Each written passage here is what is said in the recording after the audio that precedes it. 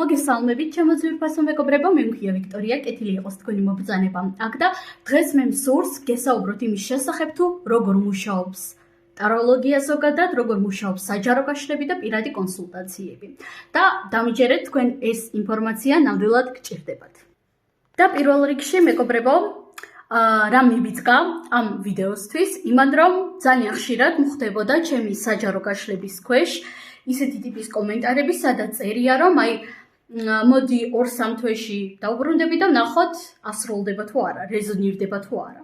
ან კიდევ ისეთი ტიპის კომენტარები, სადაც წერია რაღაც ისეთი, როგორიც არის, მაგალითად, ეს თუ ახლა მე ამისრულდაო, ჩემზე იყოს ან სუფრა, ან საჩუქარი, ან რაღაც მსგავსი. და პატარა სპოილერი, რა თქმა უნდა, არასდროს არაფერი არ მიმიღია, ყოველ შემთხვევაში ჯერჯერობით.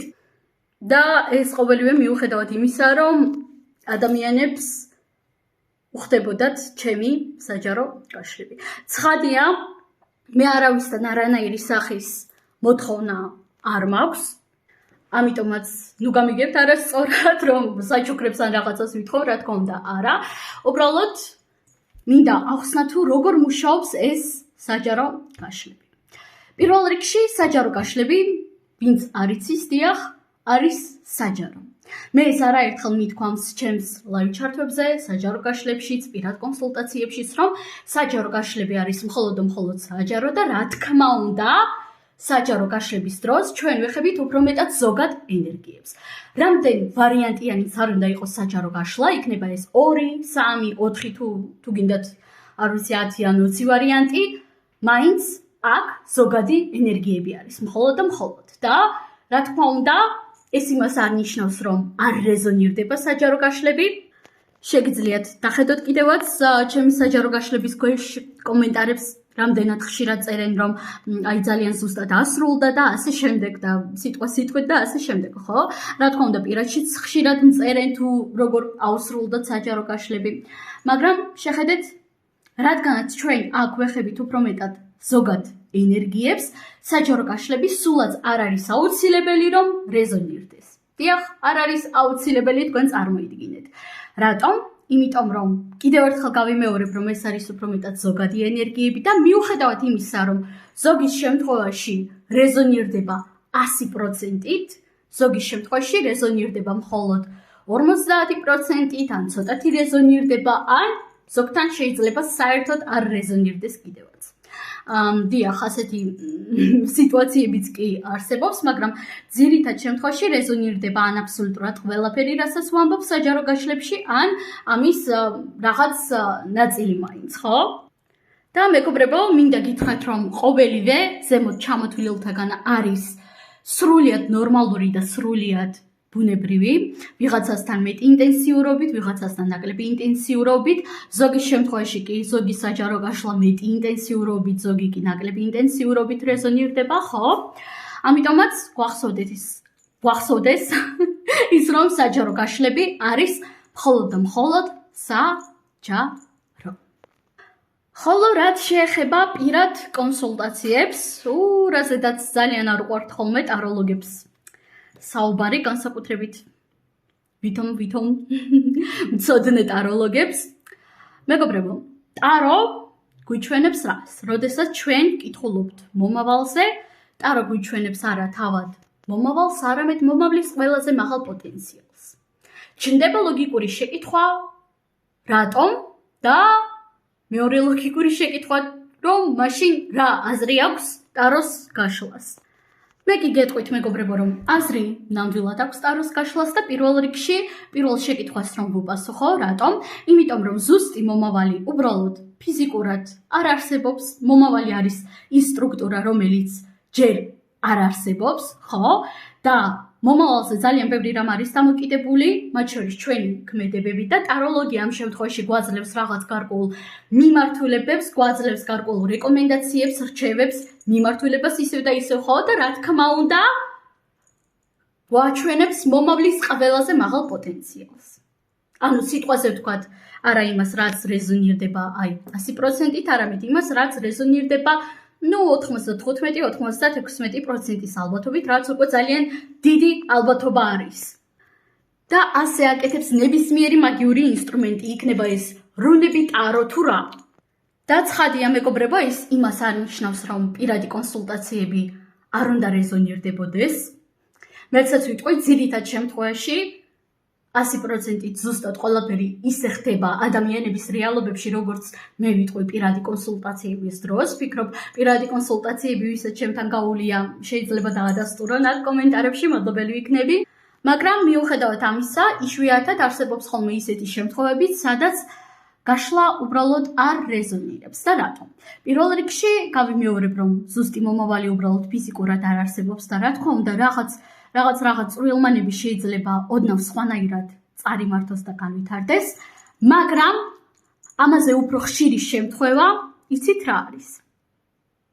ადამიანს ვაძლევ რჩევას პირადი კონსულტაციის დროს, რომ დაუშვათ თუ შენ გსურს, რომ იპოვა ახალი სამსახური, შენ გჭირდება, არ ვიცი, დაუშვათ ძალიან ბანძ მაგალითს მოვიყვან, გჭირდება ის, რომ დაათვალიერო ვაკანსიები.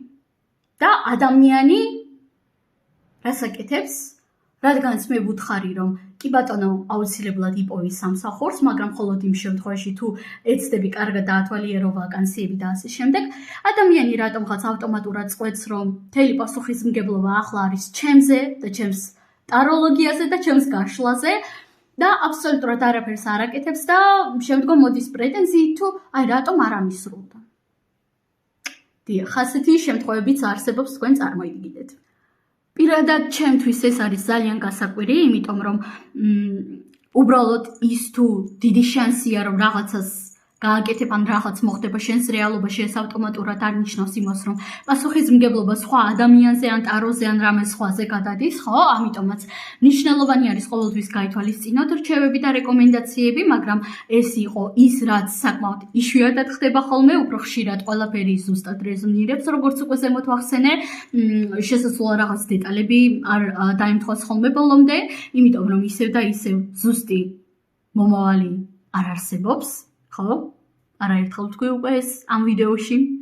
და კიდევ ერთი საინტერესო მიზეზი, რაც შეიძლება იყოს მიზეზი იმისა, თუ რატომ არ ასრულდა თქვენი პირადი კონსულტაცია ჩემთან ან ნებისმიერ სხვა ტაროლოგთან, ეს არის ის, რომ თქვენ ზედმეტად ხშირად შლით ტაროს კონკრეტულ შეკითხვაზე. მაგალითად, ზედმეტად ხშირად შლით, აშლევინებთ უბრალოდ ტაროლოგებს პირადი კონსულტაციებში შეკითხვაზე თუ გამოვა თუ არა კონტაქტზე კონკრეტული ადამიანი. და ზედმეტად დიდი სიხშირე ნიშნავს იმას, რომ აშლევინებთ ადამიანებს 3 დღეში ერთხელ ან 4 დღეში ერთხელ. და ასე ძალიან ხშირად. მაგრამ ზოგი თქვენ წარმოიდგინეთ, ასეთი პიროვნებაც არის, რომელიც ყოველდღე აშლევინებს სხვადასხვა ტაროლოგებს და რა თქმა უნდა ამ დროს ენერგოინფორმაციული ველები უბრალოდ ბინძურდება, ინფორმაციის ამოკითხვაც რთული ხდება და რა თქმა უნდა სიტუაციის წინსვლაც ბევრად უფრო რთული არის, ხო? ამიტომაც ეს უნდა გაითვალისწინოთ აუცილებლად. და სხვა დანარჩენის კუთხით მეც ნამდვილად ვერაფერს ვერ დავამატებდი. მეგობრებო, გახსოვდეთ, რომ თქვენი რეალობა არის მხოლოდ და მხოლოდ თქვენი პასუხისმგებლობა და არც ტარო, არც ტაროლოგი არ არის პასუხისმგებელი იმაზე, თუ როგორ განვითარდება თქვენი რეალობა. ნამდვილად არა, ამიტომაც გაითვალისწინეთ რჩევები და რეკომენდაციები, როდესაც საჭიროება ამას მოითხოვს, რა თქმა უნდა.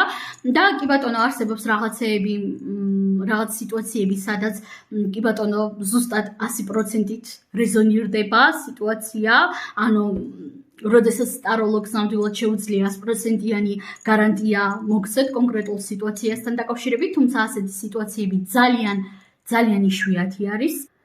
და კიდევ ერთი პატარა, მაგრამ ძალიან მნიშვნელოვანი დეტალი, რომელიც კინაღამ გამომრჩა, იცით ვისთვის არ რეზონირდება არც ჩემი საჯარო გაშლები და არც ჩემი პირადი კონსულტაციები. კი ბატონო, კონკრეტულად ჩემსაზე მაქვს ახლა საუბარი. ჩემი არაკეთილის სურვილებისთვის. რატომ? იმიტომ რომ მე კი ბატონო ვარ პრაქტიკოსი მეგობრებო, მაგიასთანაც უშუალოდ მაქვს კავშირი, განსაკუთრებით ეს იციან კარგად იმ ადამიანებმა, რომლებსაც ძალიან დიდი ხნის განმავლობაში აქვს ჩემი გვერდი გამოწერილი და რა თქმა უნდა მაქვს დაყენებული სპეციფიური დაცვები და ერთ-ერთი ენერგეტიკული დაცვა არის ზუსტად ასეთი. მე ნამდვილად არ მსურს, რომ ჩემს სივრცეში იყვნენ ისეთი ადამიანები, რომლებიც მე ფარულად მისურვებენ რაღაც ცუდს და რაღაც ნეგატიურს, რომლებსაც ჩემი შურთ გააზრებულად თუ გავაზრებლად, რომლებიც ჩემზე ზურგს უკან ცუდ საუბრობენ, ფიქრობენ და ასე შემდეგ, ხო? და რა თქმა უნდა, ამიტომაც ასეთი ადამიანების მოჭრა ჩემგან ხდება ხანდახან ასეთი ხერხითაც კი, ანუ ჩემი საჯარო გაშლები მათთვის უბრალოდ არ რეზონირდება და პირადი კონსულტაციების კი თქვენ წარმოიდგინეთ, არ რეზონირდება. ამიტომაც თუ თქვენ, რომელიმე თქვენგანი ახლა უყურებს ამ ვიდეოს და ფიქრობს, რომ ჩემთან რატომ არ ასრულდაო და ამავდროულად ჩემი ან გშურთან რაღაც ცუდს და ნეგატიურს მისურვებდით, დაფიქრდით, რატომ? ფიქრობ, პასუხი ძალიან ცხადია. მე კი ამაზე გემშვიდობებით, უღრმესი მადლობა, წარმატებები, ბედნიერი დრო და ნახვამდის მეგობრებო.